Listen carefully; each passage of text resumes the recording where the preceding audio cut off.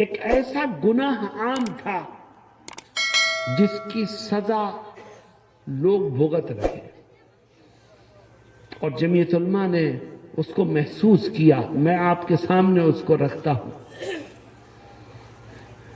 جہاں پر بھی شریعت کا کوئی حکم ٹوٹے گا تو وہاں کسی بھی شکل میں اللہ کی طرف سے مصیبتیں اور عذاب کا نزول ہو سکتا.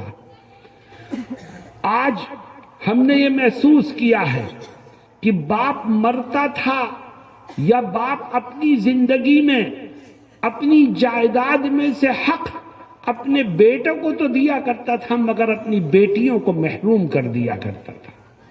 بھائی باپ کی جائیداد میں سے اپنا حق لیتے تھے اور بہنوں کو ان کے حق سے محروم کر دیتے تھے، جس کا نقصان آپ نے کھلی آنکھوں دیکھا. اللہ رب العزت امت کو حق تلفی کے گناہ سے بچنے کی توفیق عطا فرمائے. میرے دوستوں اور ساتھیوں، جائیداد میں جتنا حق بھائیوں کا ہے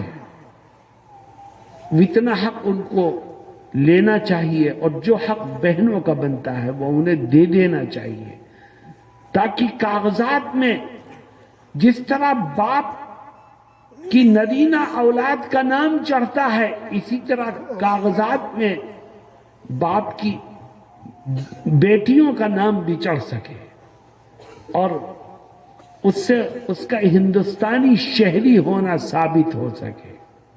تم نے بہنوں کو محروم کیا تو ان کا ہندوستانی شہری ہونا خطرے میں پڑا. اور شریعت کے حکم کو پامال کرنے والے عزت کی زندگی کبھی نہیں گزار سکتے. میرے دوستوں اور ساتھیوں، حق حق ہے، چاہے ہندو کا ہو چاہے مسلمان کا ہو، چاہے دوست کا ہو چاہے دشمن کا ہو، چاہے اپنے کا ہو چاہے پرائے کا ہو. حق حق ہے، اس کو ادا کرو. قرآن کریم میں اللہ کیا کہتا ہے؟ فرماتا ہے ان اللہ یأمرکم ان تؤدوا الامانات الی اہلها. اللہ رب العزت تم کو یہ حکم دیتا ہے کہ جس کی امانت ہے اس تک پہنچا دو.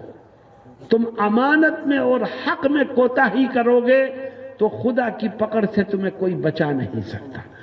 میرے دوستوں، اس دیش میں ہم ہندوؤں کے ساتھ رہتے ہیں.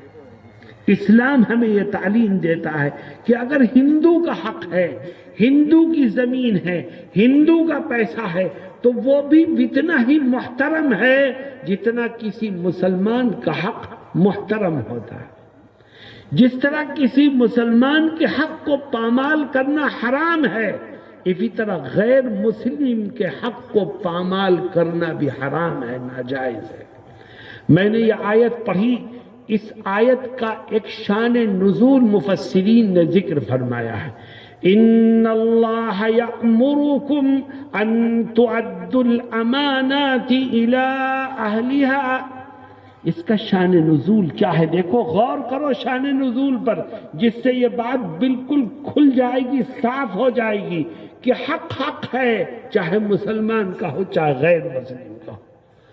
نبی کریم صلی اللہ علیہ وسلم فتح مکہ کے وقت کے موقع پر حرم شریف میں داخل ہوئے.